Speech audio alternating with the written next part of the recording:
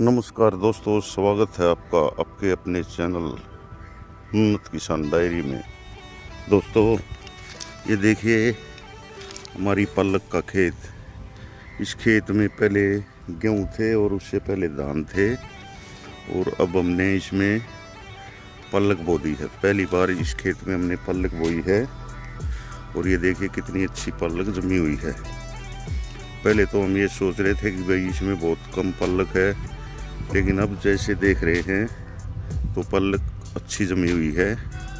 और ये धानों के खेत की वजह से इसमें कुछ डलियां भी ज़्यादा हैं, इसलिए कम दिख रही हैं। और एक खेत में और हमने ये पालक लगाई है पहली बार, ये वो खेत है। तो अब ये थोड़ा सूखा सूखा है, इसलिए इसमें भी कम दिख रही है। नहीं तो देखिए अच्छी जमी हुई है। जब सूर्य की रोशनी की सीध में जाते हैं तब दिखाई देती है अच्छी तरह से। और ये हमारा सामने फूलों का खेत था। इसमें भी हमने जब वे फूल ख़त्म हो गए थे तो धरती को अच्छी तरह तैयार करके और कंप्यूटर की गोड़ी लगवा के और इसमें पूरे खेत में पालक बो दी थी। देखिए अब पालक कैसी हो गई है। अब तो बस इसमें थोड़ा सा खाद लग के और एक बार पानी आ जाए तो फिर पालक तैयार ही हो जाएगी। लेकिन दोस्तों देखिए, इसमें ये डोलियों पे जो एक फूल बने हुए हैं, इन पे सफ़ेद सफ़ेद नमक सा आ गया है, जिसके कारण जो बीज का जमाव हो वो बहुत कम हो रहा है। वैसे तो अच्छी जमी हुई है क्योंकि ये फुटाव भी कर जाती है, लेकिन देखिए सफ़ेद सफ़ेद ये दिख रहा है, ये रे बोलते हैं हम इसको। तो ये जहाँ ज़्यादा होगा वहाँ पर जो बीज है वो जमने में परेशानी होती, बीज जमता ही नहीं। कई बार तो ऐसा होता है। तो हमने इसमें गोड़ी गाड़ी तो लगवा दी थी और अच्छी तरह बाई भी कर दी थी, लेकिन अगर हम इसमें जिप्सम डाल देते तो और हमारी पालक अच्छी तरह होती। देखिए कहीं कहीं तो पूरा की पूरी पालक जमी हुई है, कहीं पे कुछ कम है, क्योंकि मौसम भी ख़राब रहा है। हर रोज़ बादल हो रहे हैं, बूंदाबांदी हो जाती है, बस बारिश तो आती नहीं है, हल्की फुल्की बूंद आती हैं।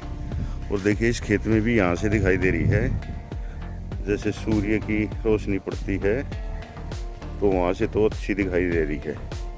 तो इसमें थोड़ी लेट होगी क्योंकि ये धानों के खेत हैं, और इन खेतों में इसमें जल्दी पालक तैयार हो जाएगी अगर हम खाद भी नहीं लगाएंगे तो भी, क्योंकि इसमें एक तो फूल थे और वैसे भी इसमें अच्छी तरह हमने गोड़ी लगवाई थी, बाई भी अच्छी हो रही है, तो थोड़ा और जल्दी तैयार हो जाएगी इसमें।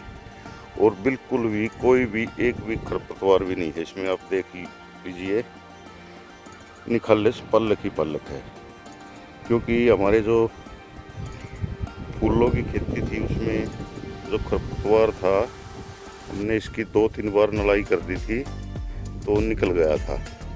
तो निराई गुड़ाई का ये भी फायदा होता है। देखिए इन गुल्लों पर कितनी अच्छी पालक जमी हुई है। अब तो बस इनमें थोड़ा सा और 1-2 दिन मौसम अगर बारिश नहीं हुई तो आज भी सुबह बूंदाबांदी आ रही थी और रात को आंधी भी आई थी। अगर 1-2 दिन और मौसम ऐसा ही रहा तो रहने देंगे, नहीं तो इनमें खाद डाल के और इनको भर देंगे पालक को। 10 दिन में ये कटाई के लायक हो जाएगी, यानी कि मंडी में जाने के लायक हो जाएगी, क्योंकि इसमें हमने जल्दी ही करनी पड़ेगी। ये जो 1.5 किला और है नीचे, 1 किला तो वो हर एक ये है, इनमें भी फिर जल्दी से तैयार हो जाएगी, तो ये काटनी मुश्किल हो जाएगी, इसलिए हमें जल्दी जल्दी करना पड़ेगा। तो थोड़ी सी बढ़िया तरह से इसको तैयार होने देते हैं अब, और थोड़ा सा और सोखा लगाते हैं, क्योंकि अब तो परवा हवा चल रही है तो ये वैसे भी ठंडी होती है। पछुआ होती तो पछुआ में तो जल्दी जल्दी पानी देना पड़ता हमको, और फिर जब इसमें हम खाद डाल के पानी दे देंगे तब इस खेत में हम पालक बो देंगे सामने वाले में, जिसमें कि हमने जो कंप्यूटर की गोड़ी है वो लगवा के और छोड़ दी है। कल इसको कल्टीवेटर से 2 बार बा दूंगा, बस फिर जब दिल करेगा इसमें मैज मार के और बीज ही खंडाना है। थोड़ी बहुत डली हैं, इसमें मैज मारने से डली भी ख़त्म हो जाएंगी। और हमारी जो प्याज हैं वो भी उखाड़ने लग गए हैं। इनमें प्याजों में खरपतवार बहुत ज़्यादा हो रहा है, मुश्किल से ही ढोनी पड़ रही हैं। और प्याज में अब की बार कुछ नहीं, बस छोटी छोटी गोलियां ही निकल रही हैं। वो सामने देखिए मेरा ये वहाँ पर ट्रैक्टर खड़ा है, उसके पास देखिए वे प्याज के कट्टे भरने लग रहे हैं। तो उनको जितने भी कट्टे हो जाएंगे उनको ले जाऊंगा, क्योंकि 2 ही आदमी थे आज। कल कुछ ज़्यादा आ जाएंगे तो कल उनको उखाड़ लेंगे, और यहाँ वाले प्याजों को तब तक मैं उखाड़ लूँगा। और ये देखिए हमारा जो गाजर का बीज है वो भी पकने लग गया है। अगले साल सब्जी के लायक गाजर बढ़िया हो जाएंगी इस बीज से। और वहाँ पर ट्यूबवेल के आगे हमने सरसों बो रखी थी, उसका बीज भी मैं निकाल ले गया था एक दिन, शायद मैंने वीडियो में दिखाया भी हो। तो इसमें कुछ गाजर का बीज इसमें हो जाएगा, कुछ सरसों का है। तो पलक का तो हमारा बुआ ही रहता है। तो ऐसे कुछ दोस्तों आपको अपडेट देना था। ये देखिए हमारा ये पलक का खेत तो बिल्कुल दूर से ही हरा भरा दिखाई देने लग गया है। इनमें और 5-7 दिन में हरियाली ठीक ठाक दिखने लग जाएगी। वैसे तो दिखाई देने लग गई है, नहीं तो एक बार तो जैसे मौसम खराब हो रहा था आज उम्मीद छोड़ दी थी हमने, लेकिन अब बीज अच्छी तरह जम के निकल आया है दोनों में। तो अब कोई दिक्कत वाली बात नहीं है। और अब पूर्वा हवा भी चल रही है, तो इस कारण से थोड़ा थोड़ा ये हो गया कि इनमें भी हो जाएगी ये पालक। और हमने जो हमारे खेतों के चारों तरफ पेड़ थे वो भी कुछ थोड़े बहुत जंगवाए हैं। जो टहनी खेत की तरफ ज़्यादा आ रही थी, जो ट्रैक्टर की छतरी में पड़ रही थी, तो वो भी हमने जंगवाई है थोड़ी बहुत, क्योंकि वो भी ज़रूरी होती है। ट्रैक्टर जाता है उनके नीचे गए तो छतरी भी फट जाती है और वहाँ उनके नीचे बाई भी नहीं होती। तो इसलिए जंगवा के उनको, और जो लकड़ियाँ हैं वो हमने यहाँ पर ला दी हैं, और कुछ वहाँ रह रही हैं उनको भी करवा देंगे 1-2 दिन में। तो देखिए यहाँ पर भी बढ़िया सफाई कर दी है। और ये लकड़ियाँ देखिए कुछ ऐसे ला के यहाँ रख दी हैं सुखाने के लिए। एक ये शीशम है, ये सूखी हुई है, ये भी कटवानी है। और तो सारे पेड़ बिल्कुल बढ़िया हैं, कोई भी खतरा नहीं है। और ये देखिए जामुन पे भी पूरा आया हुआ है बढ़िया, इस पर भी अब जामुन लगने लग गई।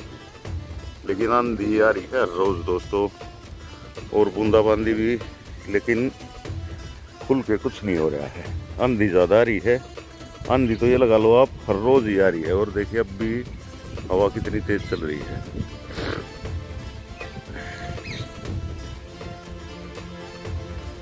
दोस्तों देखिए मैंने ये अपने ट्रैक्टर के पीछे झूला जोड़ लिया है, और अब इसमें मैं जो हमारे प्याज के कट्टे हैं उनको रख के ले जाऊंगा। और देखिए वो सामने हमारे प्याज के कट्टे रखे हैं उन खंभों के साथ में। तो अब 1-2 दिन में प्याज भी हमारे कट जाएंगे, और उसके बाद प्याज वाले खेत में बो देंगे जवार। और क्योंकि प्याज में अब पानी दिया था तो पले तो हो ही गई उसकी, और इसमें लगा देंगे पल्लक की बुआई कर देंगे मतलब इसमें। तो ऐसा कुछ हमारा प्लानिंग है। और ये देखिए सामने कितनी गौ माताएं आ गई हैं, सूर्यदेव है सामने। और ये दोस्तों राजस्थान से आती है, मारवाड़ से, और ये यहाँ इनको चराने के लिए लाते हैं। और साथ में ही इनका दूध बेचते हैं ये। तो दोस्तों अब इनसे भी कहनी पड़ेगी कि भाई इनको यहाँ मत लाओ, क्योंकि ये सोच रहे हैं हरियाली सी दिख रही है खेतों में और है यहाँ पल्लक। तो ये देखिए, वैसे तो यहाँ बाढ़ भी लगी हुई है और कितनी सारी गायें एक साथ हैं, देखिए। लेकिन हमारी गायें होती हैं जो उनके सींग इतने ज़्यादा लंबे नहीं होते, इनके सींग ज़्यादा लंबे होते हैं, क्योंकि ये बिल्कुल शुष्क क्षेत्र से आती हैं, इसलिए। सारी गायें दोस्तों हमारे पड़ोस में उन्होंने गेहूं का वेस्टेज छोड़ा हुआ है, भूसा नहीं बना है, तो इसमें घुसने की कोशिश कर रही थी सारी गायें। और ये देखिए सामने से सूर्य की रोशनी आ रही है, इसलिए कि अब सनसेट भी होने वाला है। 5:30 से 6 बजने वाले हैं तकरीबन, और ये उनमें घुसाएंगे।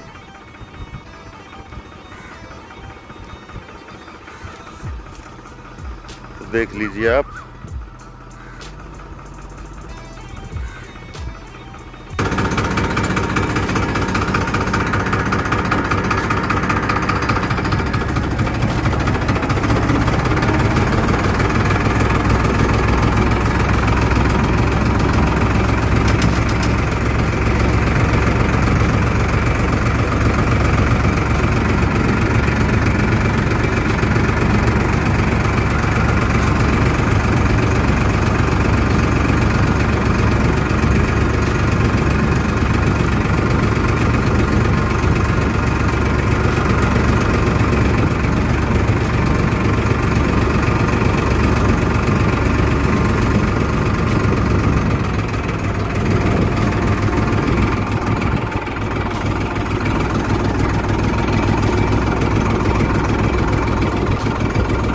तो दोस्तों अब चलता हूँ घर की ओर, क्योंकि सनसेट भी अब होने ही वाला है।